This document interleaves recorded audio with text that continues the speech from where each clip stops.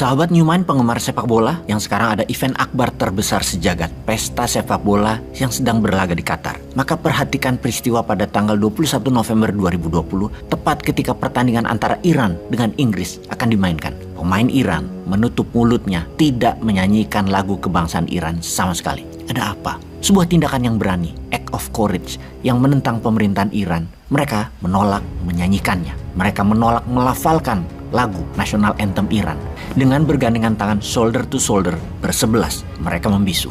Mereka protes tanpa mengeluarkan suara di panggung olahraga terbesar di dunia. 4 hari kemudian, tanggal 25 November, Iran berhadapan dengan Wales. Namun kali ini mereka menyanyikan lagu kebangsaannya. Beberapa dengan mata tertutup. Ada yang hanya bergumam.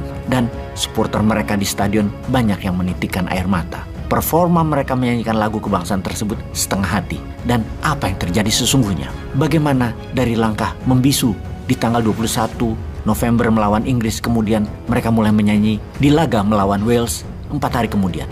Apa yang terjadi dalam 4 hari tersebut?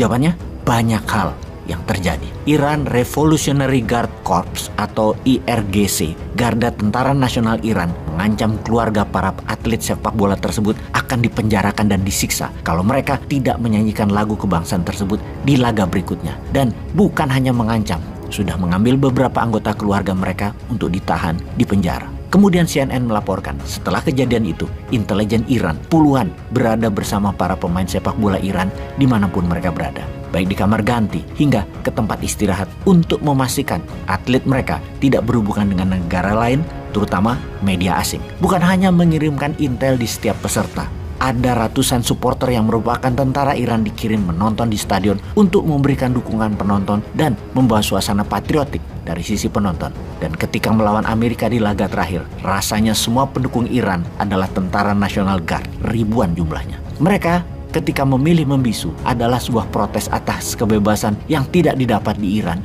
di mana dalam 2 bulan ini Iran dilanda protes massa yang tumpah ke jalan menolak pembatasan-pembatasan oleh pemerintahan Iran yang teokrasi atau negara berbasis agama yang kolot tersebut. Ada contoh ya, ada sejarah kelam sebenarnya di dalam perjuangan kebebasan mereka.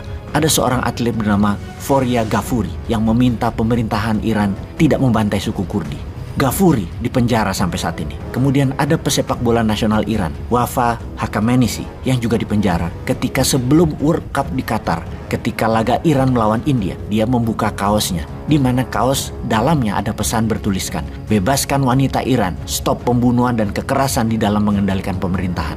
Agaknya rakyat Iran menggunakan panggung dunia untuk berteriak atas tekanan yang mereka rasakan di negaranya. Negara otoritarian berbasis teokrasi. Juga ada Ali Daei, top scorer dalam sejarah sepak bola Iran. Juga sama, protes.